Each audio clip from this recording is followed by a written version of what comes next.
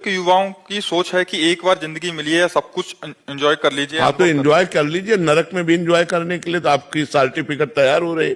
मनमानी करोगे तो यहीं जेल चले जाओगे, तो मनमानी आचरण करोगे, एंजॉय करोगे तो नरक है, शास्त्र विरुद्ध आचरण करोगे तो नरक है, भोगना पड़ेगा। अब मनुष्य शरीर मिला है, इंद्रियों को संयम में रखकर पाप कर्म ना करते हुए, भगवान का भजन करते हुए, अपने कर्तव्य का पालन करते हुए, समाज सेवा करते हुए, माता पिता की सेवा करते हुए अच्छे बनो।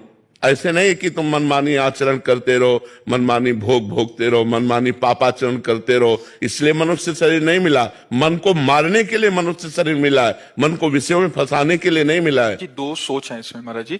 अभी क्या भक्ति का आनंद क्या होता है ये तो पता ही नहीं है महाराज जी। पहली बात तो संसार में विषयों का आनंद है, वही जो सुख मिल रहा है उनको तत्कालिक, उसी की आनंद मान रहे हैं। इसलिए महाराज जी बहुत भ्रमित हो रहे हैं कि क्योंकि ये सुख का बारे पता ही नहीं है, आनंद के बारे पता नहीं है, उसमें तत्कालिक अगर इसमें सुख होता तो आप लोग तृप्त हो जाते। क्या आप तक तृप्त हुए? क्या आप विचार करके देखिए, क्या तृप्त हुए? मन शांत हो गया आपका? मन अब कहने लगा आपको चुना था न चाहिए मोरे? कुछ देर के लिए तो हो जाता है महाराज जी, फिर कुछ देर के लिए नहीं होता।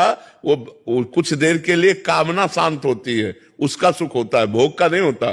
जैसे हमारे अंदर भूख लगी और भोजन पा लिया तो भूख की कामना शांत हो गई, तो थोड़ी देर के लिए वो शांति से मिली, दूसरी कामना जागृत हो गई, तीसरी कामना जब तक समस्त कामनाएं का त्याग नहीं होगा तब तक शांति और आनंद की प्राप्ति नहीं होगी। नहीं, तुम्हारी बात क्या है, जिनके पास भोगों का साम्राज्य था वो भी अतृप्त रहे, वो भी तृप्त नहीं रहे। महाराज ययाति ने अपने पुत्र की जवानी भोगी 1000 वर्ष लेकर, तब उन्होंने लिखा कि भगवान से विमुख पुरुष को संसार की समस्त स्त्रियां, जौ, धान्य, संपत्ति सब दे दी जाए तो भी वो तृप्त नहीं होगा, क्योंकि भोगों में सुख नहीं है।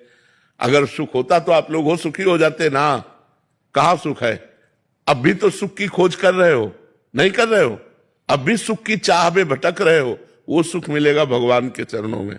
जब तक भगवान का आश्रय नहीं लोगे तब तक मन शांत नहीं होगा, और जब तक शांति नहीं तो सुख कहां रखा हुआ है।